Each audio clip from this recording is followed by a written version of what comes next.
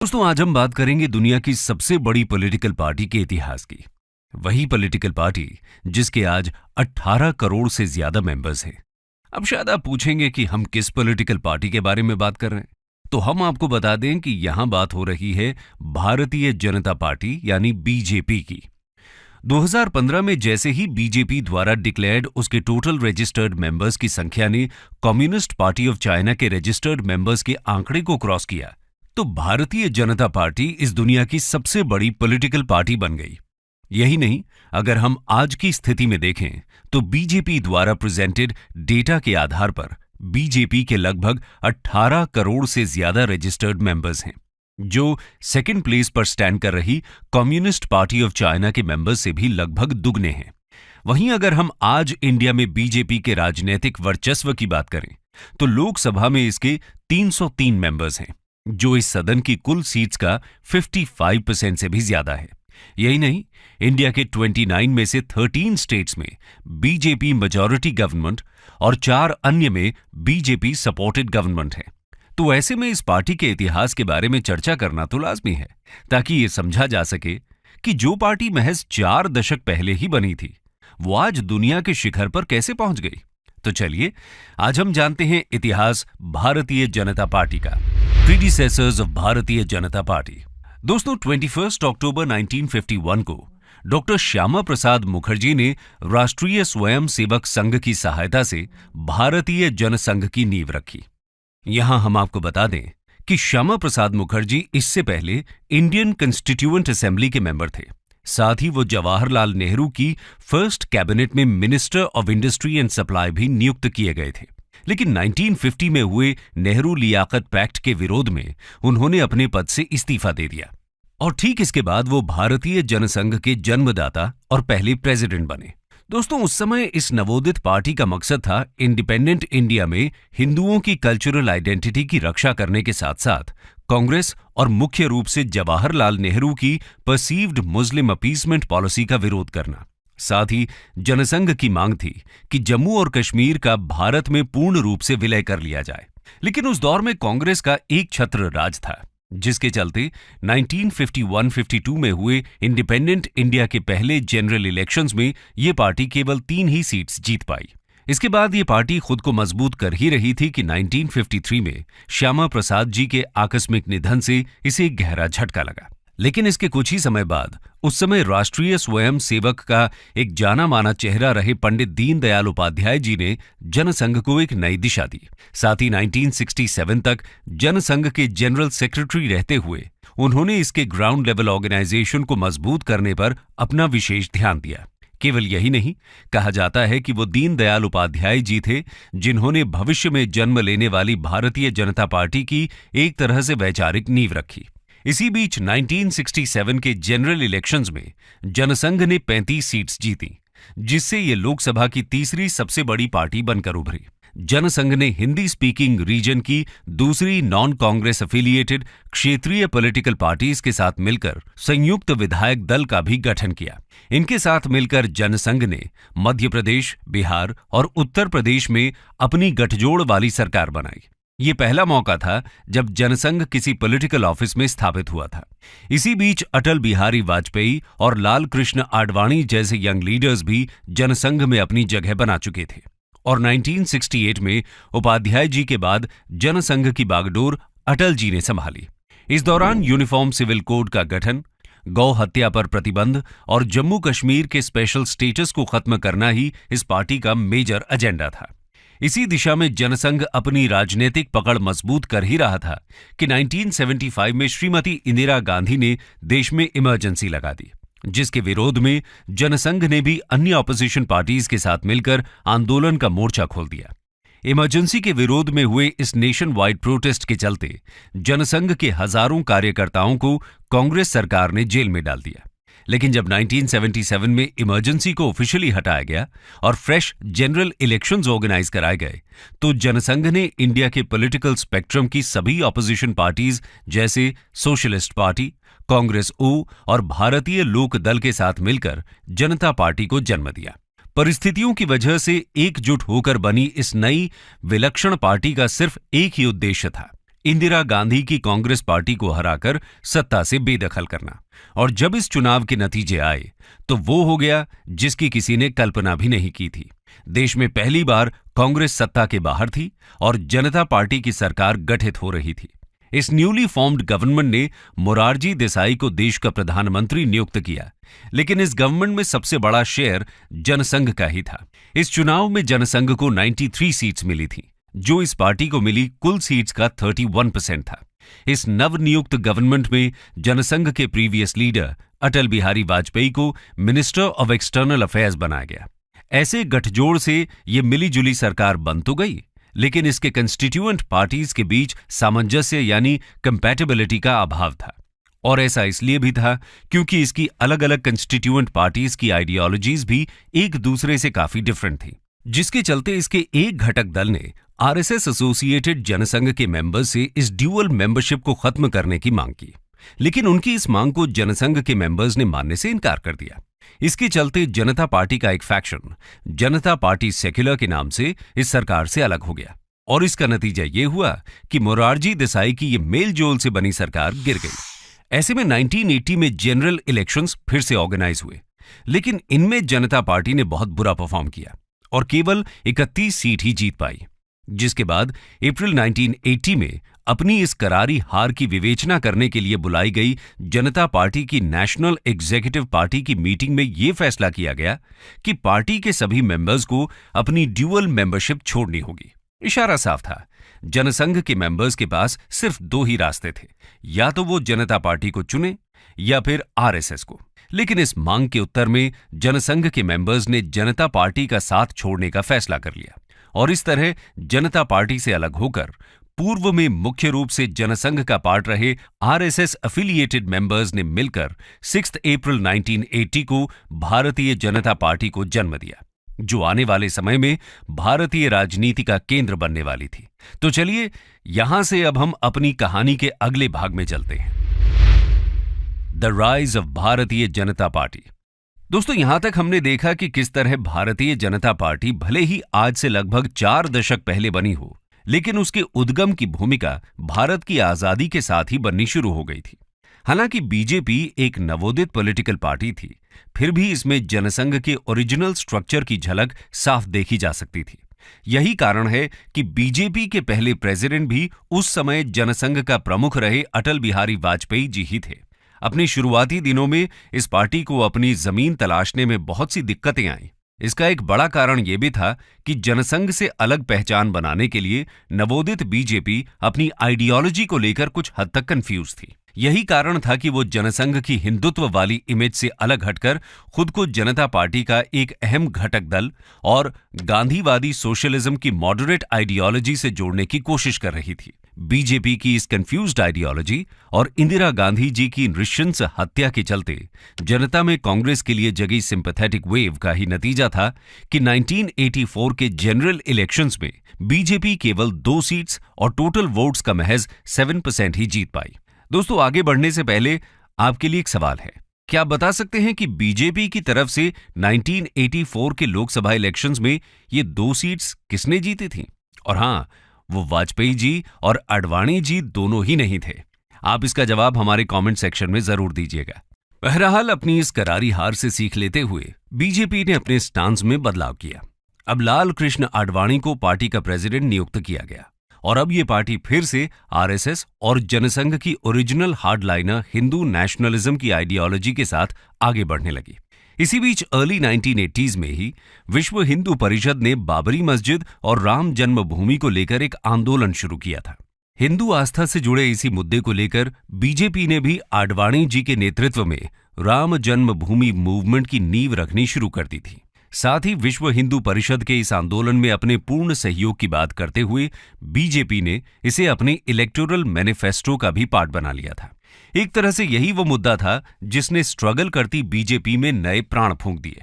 इस मुद्दे को लेकर चलाए जा रहे अपने कैंपेन की वजह से ही लोगों में इस पार्टी को लेकर सपोर्ट बढ़ने लगा था, जिसका पहला परिणाम 1989 के जनरल इलेक्शंस में देखने को मिला, जहां बीजेपी को 86 लोकसभा सीट्स मिली थी।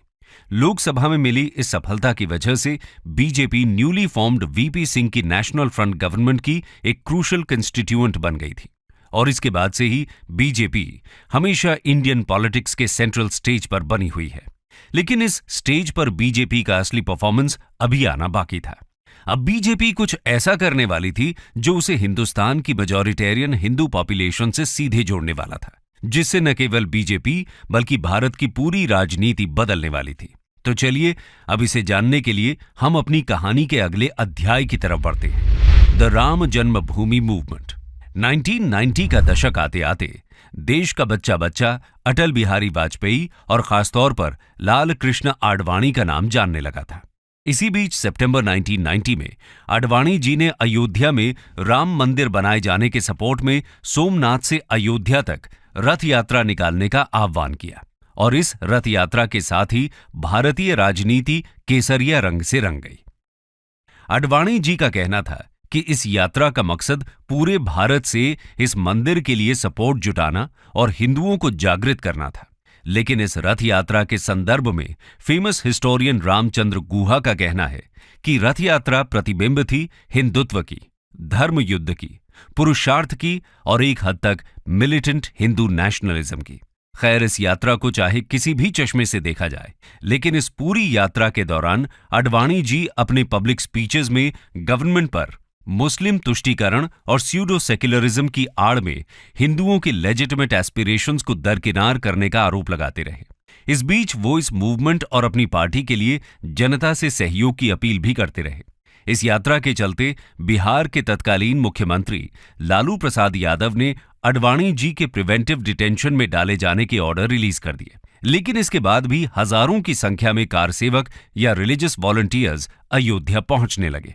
उत्तर प्रदेश में इस बढ़ते जमावड़े को देखते हुए उत्तर प्रदेश के तत्कालीन चीफ मिनिस्टर मुलायम सिंह यादव ने हजारों कार सेवकों को डिटेन करने के ऑर्डर्स दे दिए। लेकिन उसके बाद भी बहुत से कार सेवक अयोध्या पहुंच गए। इसे देखते हुए अयोध्या में पैरामिलिट्री फोर्सेस लगानी पड़ी। इसी बीच फोर्सेस और कार सेवकों के बीच झड़प हो गई, जिसमें बहुत से कार सेवकों को अपनी जान गंवानी पड़ी। इस घटना के बाद उत्तर प्रदेश का माहौल बिगड़ने लगा और उत्तर प्रदेश में बहुत सी जगहों पर दंगे शुरू हो गए। इसी बीच बीजेपी ने वीपी सिंह गवर्नमेंट से भी अपना सहयोग वापस ले लिया, जिसके चलते फिर से फ्रेश इलेक्शंस हुए और इस बार बीजेपी को 120 सीट्स मिली। साथ ही उत्तर प्रदेश में भी बीजेपी की सरकार बन गई। लेकिन इस कहानी में सबसे बड़ा मोड़ आना अभी बाकी था। 6 दिसंबर 1992 राष्ट्रीय स्वयं सेवक संघ और उसके एफिलिएट्स ने एक रैली ऑर्गेनाइज की, जिसमें विश्व हिंदू परिषद और बीजेपी के 1 लाख से ज्यादा एक्टिविस्ट शामिल हुए। ये रैली अयोध्या के उसी विवादित राम जन्मभूमि के पास ही हो रही थी। लेकिन उसी दिन संदिग्ध परिस्थितियों में ये रैली उग्र हो गई और इसमें शामिल हुई लाखों की भीड़ ने विवादित बाबरी मस्जिद पर हमला करके उसे तहस नहस कर दिया। ये घटना एक अर्थक्वेक के समान थी, जिससे निकलने वाली तरंगे आने वाले बहुत से हफ्तों तक देश के अलग अलग हिस्सों में हिंदू मुस्लिम दंगों के रूप में फैलती रही और देश भर में हुए इन दंगों में हजारों लोगों की मौत हो गई। इस विवादास्पद घटना के बाद गवर्नमेंट ने विश्व हिंदू परिषद को बैन कर दिया और साथ ही आडवाणी और अन्य बीजेपी लीडर्स को भीड़ को उकसाने और उग्र भाषण देने के आरोप में अरेस्ट कर लिया। इस घटना के बारे में बहुत से हिस्टोरियंस का मानना है कि ये एकाएक हुई घटना नहीं, बल्कि सोची समझी प्री प्लान्ड कंस्पिरेसी थी। इसी संदर्भ में 2009 में जस्टिस मनमोहन सिंह लिबाहान की रिपोर्ट में बीजेपी के बहुत से नामचीन लीडर्स जैसे अटल जी, आडवाणी जी, मुरली मनोहर जोशी समेत 68 को इस डेमोलिशन के लिए दोषी माना गया। इस रिपोर्ट के अनुसार इनके भाषणों और बहकावे में ही बाबरी मस्जिद डिमोलिश की गई। साथ ही उस वक्त की कल्याण सिंह की यूपी स्टेट गवर्नमेंट को भी इस घटना में शामिल माना गया। लेकिन 30 सितंबर 2020 को आए सुप्रीम कोर्ट ऑफ इंडिया के फैसले में इन सभी लीडर्स को दोषी न मानते हुए इन्हें बरी कर दिया गया। अब इन तथ्यों और उनकी विवेचना के आधार पर हम इस घटना को किसी भी तरह देख सकते हैं। लेकिन फिर भी इस सब के बीच भी जो एक बात स्पष्ट रूप से नजर आती है वो ये कि आजाद भारत के इतिहास की शायद यही वो सबसे बड़ी घटना है जिसने हिंदुस्तान के आने वाले कल को हमेशा के लिए बदल कर रख दिया। खैर, यदि हम अपनी कहानी में आगे बढ़ें तो हम देखेंगे कि बीजेपी ने इसी दौरान राम जन्मभूमि से जुड़ी इस रथ यात्रा के अलावा भी एक यात्रा की थी, और वो थी दिसंबर 1991 में तत्कालीन बीजेपी प्रेसिडेंट मुरली मनोहर जोशी के नेतृत्व में की गई एकता यात्रा। ये यात्रा देश में एकीकरण का संदेश देने के लिए कन्याकुमारी से 11 दिसंबर 1991 में शुरू की गई थी और 14 स्टेट से होते हुए 26 जनवरी 1992 को श्रीनगर के लाल चौक पर तिरंगा फहराने के साथ खत्म हुई। लेकिन दोस्तों, बीजेपी की इन दोनों ही यात्राओं में भी एक और समानता थी। वो ये थी कि इन दोनों के आयोजन में भारत के current prime minister Narendra Modi ji ने एक अहम किरदार निभाया था। ऐसे में हम समझ सकते हैं कि भारत का भावी नेतृत्व भी इन्हीं आंदोलनों के बीच तैयार हो रहा था। लेकिन भारत की सत्ता इस नए नेतृत्व के हाथ में सौंपे जाने के लिए अभी 2 दशक का समय शेष था। तो इसी बीच के 2 दशकों में बीजेपी का क्या हुआ, इसे जानने के लिए चलिए अब हम अपने अगले अध्याय में चलते हैं। The BJP turned into NDA. दोस्तों, 90s का दशक आते आते कांग्रेस अब वो पुरानी वाली कांग्रेस नहीं रही थी। उसे चुनौती देने के लिए बहुत से क्षेत्रीय दल लामबंद हो रहे थे, लेकिन इनमें से कोई भी अकेले टक्कर देने में सक्षम नहीं था। ऐसे में बीजेपी, जो अब तक भारत की दूसरी सबसे बड़ी पार्टी बन चुकी थी, ऐसी कांग्रेस विरोधी आंदोलनों का नेतृत्व करने के लिए परिपक्व हो चुकी थी। अब अगले 2 दशक तक बीजेपी, जो इन दलों के साथ मिलकर एनडीए या नेशनल डेमोक्रेटिक अलायंस बना चुकी थी, उसका सीधा मुकाबला यूपीए या यूनाइटेड प्रोग्रेसिव अलायंस के रूप में कांग्रेस के घटक दलों से हो रहा था। इस दौरान बीजेपी का नेतृत्व एक तरह से अटल बिहारी वाजपेयी जी के हाथ में रहा, जिन्होंने 3 अलग अलग बार देश की कमान भी संभाली, लेकिन उनमें से एक ही बार वो अपना कार्यकाल पूरा कर पाए। इसका एक बड़ा कारण यही था कि ये दौर गठजोड़ की सरकारों का था, जहां घटक दलों के मूड के अनुसार सरकार बनती या गिरती थी। फिर भी उसके बीच राजनीति में बीजेपी के बढ़ते कद और जमीन पर उसकी बढ़ती पकड़ को साफ देखा जा सकता था। इस बीच जब अटल जी ने 1999 से 2004 तक अपनी सरकार बनाई, तो उस बीच उनके गवर्नमेंट की काफी सराहना हुई। साथ ही उस बीच जिस तरह से उनके द्वारा पाकिस्तान से संबंध सुधारने के लिए बस यात्रा के माध्यम से पहल की गई, उसकी भी देश विदेश में काफी सराहना हुई। लेकिन भारत की तरफ से हुई इस पहल के बाद भी पाकिस्तान के हाथों कारगिल युद्ध के नाम पर भारत को सिर्फ धोखा ही हाथ लगा। ऐसे मुश्किल वक्त में जिस तरह से अटल जी के नेतृत्व में भारतीय सेना ने पाकिस्तान को मुंह तोड़ जवाब दिया, ऐसा माना जा रहा था कि अटल जी की सरकार दोबारा बनना तय है। लेकिन आशाओं के विपरीत कांग्रेस यूपीए के रूप में वापस लौट आई। यही नहीं, कांग्रेस एडमिनिस्ट्रेशन पर लगातार उठते सवालों के बाद भी यूपीए ने अपने 2 कंसेक्यूटिव टर्म्स पूरे किए, जिसे देखकर लगता था कि अब शायद कांग्रेस का वही पुराना दौर वापस आ गया है। लेकिन इस कहानी में अभी एक आखिरी मोड़ आना बाकी था, और ये मोड़ आना इसलिए भी जरूरी हो गया था क्योंकि बीजेपी का एक नया नेतृत्व एक नई दिशा के साथ तैयार हो चुका था। ऐसा नेतृत्व जिसकी नींव उसकी 2 देशव्यापी यात्राओं के दौरान 2 दशक पहले ही पड़ गई थी। जी हां, हम बात कर रहे हैं नरेंद्र मोदी जी की। तो चलिए अब हम अपनी कहानी के आखिरी अध्याय की ओर बढ़ते हैं। The NDA turned BJP. दोस्तों, यूपीए के सेकंड टर्म में उस पर बहुत से करप्शन के आरोप लग रहे थे, साथ ही महंगाई भी आसमान छू रही थी। ऐसे में देश की जनता परिवर्तन चाहती थी और वो उन्हें गुजरात के तत्कालीन सीएम और बीजेपी के पीएम कैंडिडेट नरेंद्र मोदी में देखने को मिल रहा था। ये मोदी जी की फैन फॉलोइंग ही थी जिसने 2014 और फिर 2019 में उनके द्वारा लड़े गए प्रेसिडेंशियल स्टाइल इलेक्शंस में ऐतिहासिक जीत दिलाई। और ये इस जीत का ही नतीजा था कि जहां एक समय बीजेपी को सरकार बनाने के लिए एनडीए का सहारा लेना पड़ रहा था, वहीं अब बीजेपी अकेले अपने दम पर सरकार बना पाने में सक्षम थी। यही नहीं, सेंट्रल इलेक्शंस हों या फिर स्टेट, बीजेपी पीएम मोदी के नाम पर ही इलेक्शंस लड़ती देखी जाती है। ऐसे में यह समझना मुश्किल नहीं है कि 2014 और 2019 में हुए इन जनरल इलेक्शंस में भी लोग अपनी कॉन्स्टिट्यूएंसी के लिए कैंडिडेट नहीं बल्कि अपने लिए पीएम चुन रहे हैं। लेकिन बीजेपी के इस टर्न अराउंड के श्रेय का हकदार एक व्यक्ति और है, और वो है उसे 2014 के जनरल इलेक्शन में जीत दिलाने में एक अहम भूमिका निभाने वाले तत्कालीन बीजेपी प्रेसिडेंट और current home minister Amit Shah. ये अमित शाह जी का पॉलिटिकल एक्यूमेन ही है जिस वजह से उन्हें आज की राजनीति का चाणक्य भी कहा जाता है। ये उनका किया हुआ ग्राउंड वर्क ही है जिस वजह से बीजेपी आज न केवल इंडिया की बल्कि दुनिया की सबसे बड़ी पार्टी बन गई है। जबकि वहीं दूसरी ओर एक समय देश पर एक छत्र शासन करने वाली कांग्रेस आज सिमटती जा रही है। अब भविष्य में ये मोदी शाह की जोड़ी क्या रंग दिखाती है, ये देखना दिलचस्प होगा। दोस्तों, इस बारे में आपको क्या लगता है, हमें कमेंट सेक्शन में जरूर बताइएगा।